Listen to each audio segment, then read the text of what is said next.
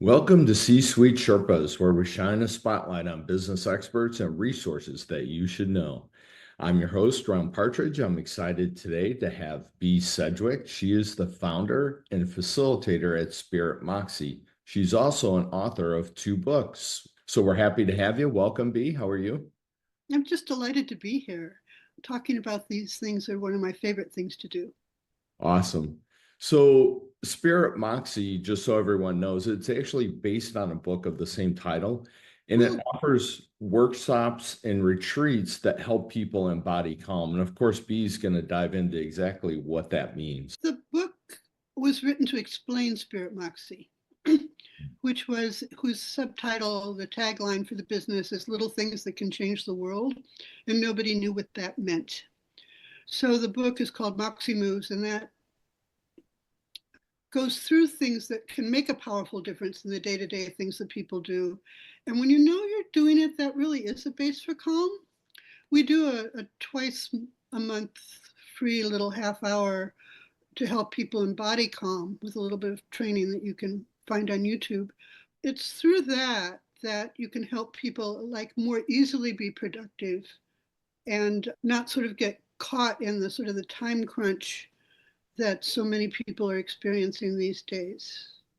Yeah. Yeah, and I gotta believe if you're really on top of your time, you're a lot less stressed. I know me, I'm like running from thing to thing to thing, and it's almost like time controls me. I don't control time. I talk about dancing with time. Time works for me. For example, I was taking part in something like this, and I had something I was going to leave to go do another event, but that event was canceled, sort Mm, of in the middle of everything, like right before I would have had to jump off. And that's the kind of time dance that happens all the time when you're in control and working with it. It's almost like time becomes your partner rather than this limited resource that you have to fight against.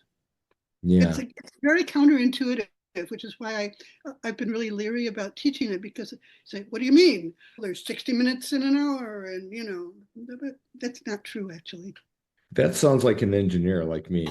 I have a friend who thinks like that, who has really embraced both the book and the possibilities of it. And she is so linear that she comes because she needs to every once in a while just get a glimpse that the world doesn't have to be that way.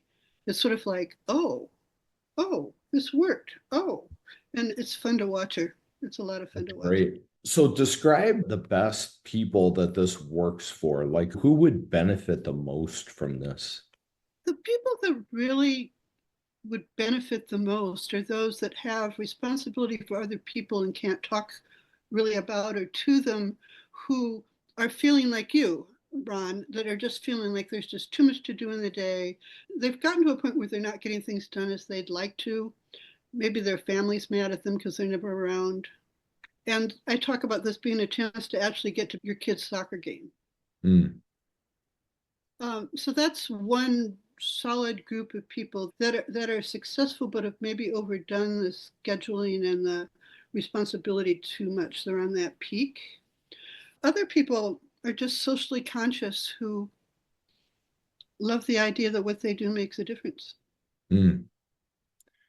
Yeah, And and what is the biggest challenge they face? What is the biggest challenge they face in actually making that trip to get calm? well, part of it is allowing themselves to find the time to do it.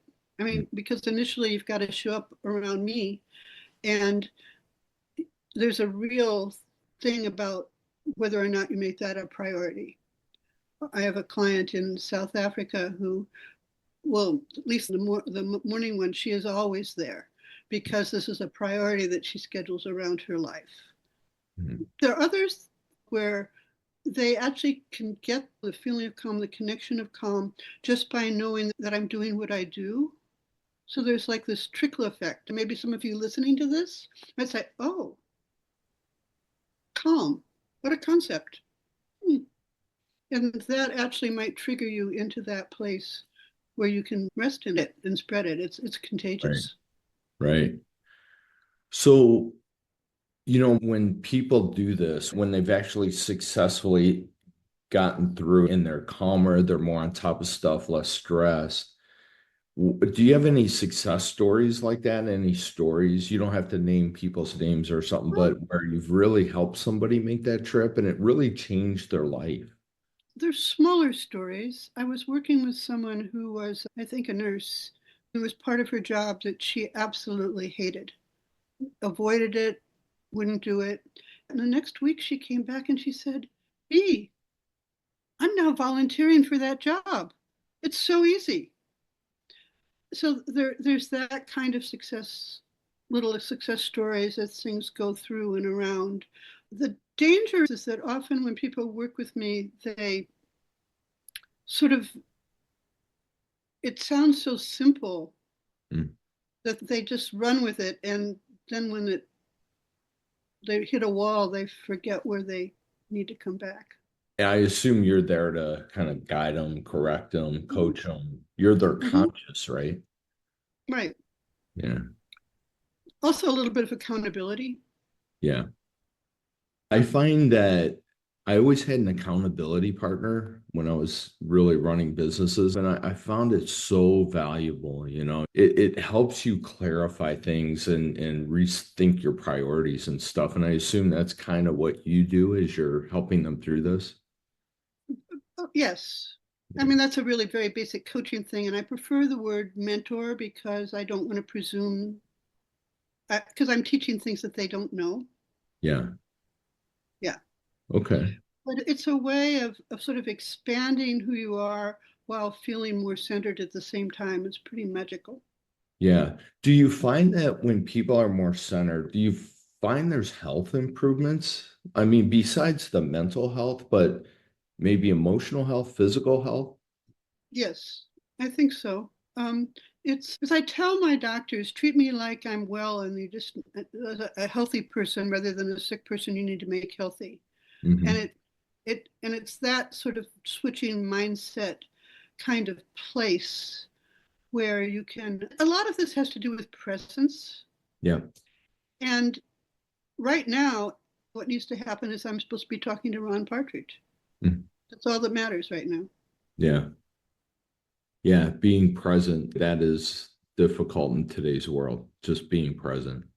Well, that's a part of what I teach Yeah. or guide or whatever it is I do. Right. Mm-hmm. Wow, that's awesome. I wish I would have had this back in my career when I was really in the thick of it. Mm-hmm. The kind of person I really love working with is people that's that point in their career. And I mean, the biggest problem is people really don't see how it's possible Yeah. because it really is a question of getting to another mindset. Yeah. So I see the value, like when I'm 20 years ago and really in the thick of my career and traveling all over the world, I could see the value of being present, being centered, being grounded.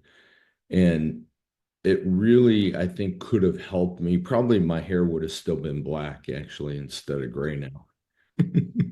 I think mine's gray under here. So I think it seems like it could have some huge benefit for people that are just hard charging and, because that energy runs out after a while. I can tell you first. And it keeps you from being triggered so much. So that when Yeah. you face a real problem, it gives you a tool to sort of step back and see what's in that situation.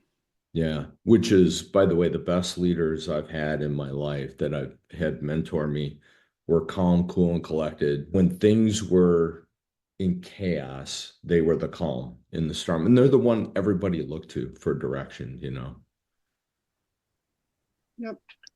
It's interesting, right? Yeah.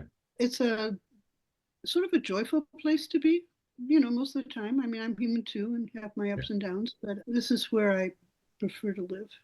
That's awesome. All right, cool. Let's shake things up a little bit. I want to give our viewers a chance to kind of get to know you a little bit more personally, if that's okay. Sure.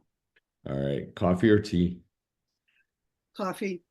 But I used to do tea so much that I said if one more person gave me a teapot, I'd start collecting them, and they did. But so I'm confused on that one, but coffee. Cats or dogs? Oh, see, that's harder. I adopt anybody else's pets right now. Yeah. And what's really interesting, if their owners aren't around, they adopt me. Favorite quote or phrase that you think about often? Some of it's my own poetry. Oh, nice. Um, Good. Do you have a poem you can tell us? Life, don't catch me conform it into conformity and habit. Set me free in passion. Sure for truth and love, but may I know you in a great wine, in the shock of a thought not mine. The But it's shock of a close. thought Yeah. not mine. I love that line. How about your favorite movie or streaming series? Oh, I'm hooked right now on Queer Eye on Netflix. Oh, okay.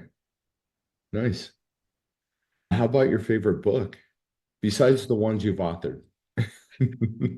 Hmm. Fiction or nonfiction? Either one. The person I've done the most with in the nonfiction world is Martha Beck, but the one that probably speaks the most to how I teach or what I actually teach is Sean Ecker's The Happiness Advantage. Okay, Yeah. that's good. The happiness advantage. I'll have to remember that.